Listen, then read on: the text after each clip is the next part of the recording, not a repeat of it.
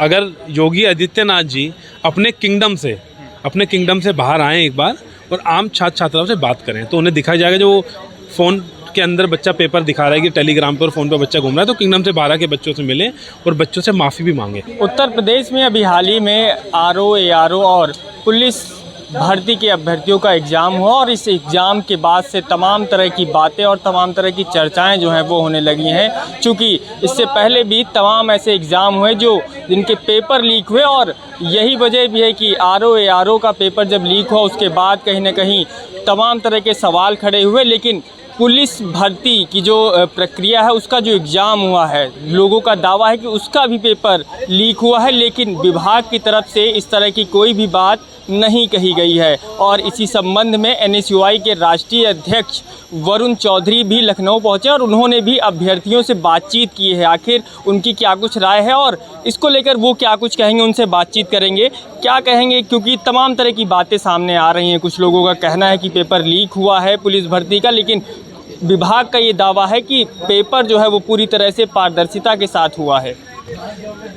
ये paper leak की घटना, मैं अभी लखनऊ यूनिवर्सिटी के अंदर ही आया, मुझे छात्र दिखा रहे थे कि यार हमारे टेलीग्राम पे, व्हाट्सएप पे पेपर आ गया था, तो पेपर तो लीक हुआ है। जब भी सरकार जांच भी करा रही है, ख़ास तौर पे हमारी 3 मांगे हैं सरकार से कि तुरंत ये पेपर रद्द करा जाए।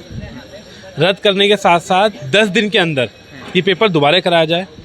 उसके साथ साथ जो लगभग 70 लाख बच्चे थे जिन्होंने एग्ज़ाम कंडक्ट कराया, आप देखेंगे आज के समय में इतनी महंगी कोचिंग हो गई है, महीनों बच्चा इस एग्ज़ाम की तैयारी कर रहा था, 400 किलोमीटर दूर जा रहा था, तो उनको एक उचित मुआवजा दिया जाए। और मुआवजे की मांग मैं इसलिए भी करता हूँ कि लगभग 400 रुपये बच्चे ने फ़ीस ली गई, वो 70 लाख बच्चों ने वो पेपर दिया गया, तो कुछ पैसा सरकार बच्चों की आर्थिक मदद करे, उनको विश्वास जताए। तो 2 मांगें। और तीसरी मांग हमारी ये है कि तत्काल प्रभाव से सुप्रीम कोर्ट की रिटायर्ड जज या जो करंट जज हैं उनकी एक कमेटी बने और उस पेपर लीक की घटना की बात करें। सरकार तो ये एक्सेप्ट ही नहीं कर रही है कि पेपर लीक हुआ है, तो उसको कैसे आप जस्टिफाई करेंगे या कैसे उसको क्लियर करेंगे? सरकार की नज़रों में कैसे आएगा कि पेपर हाँ असल में लीक हुआ, क्योंकि सरकार साफ तौर पर डिनाई कर रही है कि किसी भी तरह से पेपर लीक नहीं हुआ है। यही सरकार की मंशा पर मुझे शक हो रहा है, जो मैंने बार बार कल भी मीडिया के माध्यम से कहा कि जब अगर योगी आदित्यनाथ जी अपने किंगडम से बाहर आएँ एक बार और आम छात्र छात्राओं से बात करें तो उन्हें दिखाई जाएगा जो फ़ोन के अंदर बच्चा पेपर दिखा रहा है कि टेलीग्राम पर और फ़ोन पर बच्चा घूम रहा है, तो किंगडम से बाहर के बच्चों से मिले और बच्चों से माफ़ी भी मांगे, 70 लाख बच्चों से, कि आपका पेपर लीक हुआ, और उनको विश्वास जताएं कि दोबारा एग्ज़ाम होगा और उनके सपना जो इन्होंने तोड़ा है उसको सपने का जोड़ने का काम करें, क्योंकि बच्चा बहुत हताश है,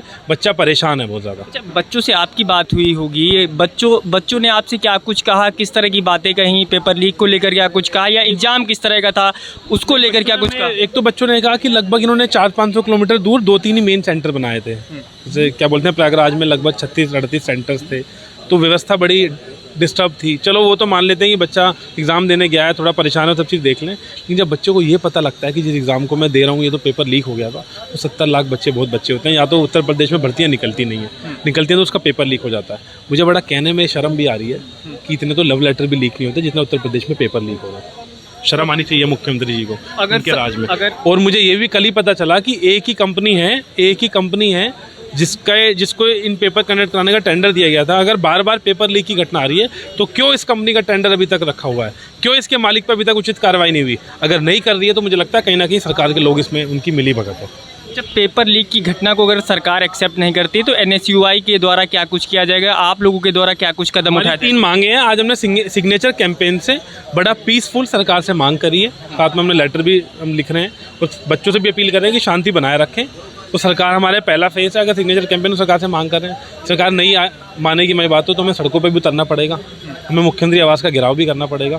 तो फिर तो हमारे सामने जब कुछ हमें नज़र नहीं आएगा तो जो हमारे मन में आएगा हम वो करेंगे, सरकार को झुकाने के लिए, सरकार को मजबूर करने के लिए कि 70 लाख बच्चों का जो सपना टूटा है उसे जोड़े और उन्हें विश्वास दिलाए। और हमारी 3 मांगे माने। एग्ज़ाम भी दोबारा हो और मुआवजा भी मिले। एग्ज़ाम भी दोबारा हो और एग्ज़ाम दोबारा तत्काल हो, कि 10 दिन के अंदर री एग्ज़ाम हो, बच्चों को उचित मुआवजा दिया जाए 10 दिन के अंदर, और एक सुप्रीम कोर्ट के रिटायर्ड जज की कमेटी बने जिसमें जिन लोगों को पेपर लीक में पाए गए हैं उन पर सख्त से सख्त कार्रवाई करी जाए। बिल्कुल, ये एनएसयूआई के राष्ट्रीय अध्यक्ष हैं वरुण चौधरी, जिनका साफ तौर पर कहना है कि उत्तर प्रदेश में जो पुलिस भर्ती का एग्ज़ाम हुआ है उसका पेपर लीक हुआ है, लेकिन सरकार इस बात को एक्सेप्ट नहीं कर रही है और इनका यह कहना है कि अगर सरकार इस बात को नहीं मानती है तो अभी हस्ताक्षर यानी सिग्नेचर कैंपेन हुआ और धीरे धीरे वो आगे कदम उठाते रहेंगे। लखनऊ से नवभारत टाइम्स ऑनलाइन के लिए संदीप तिवारी।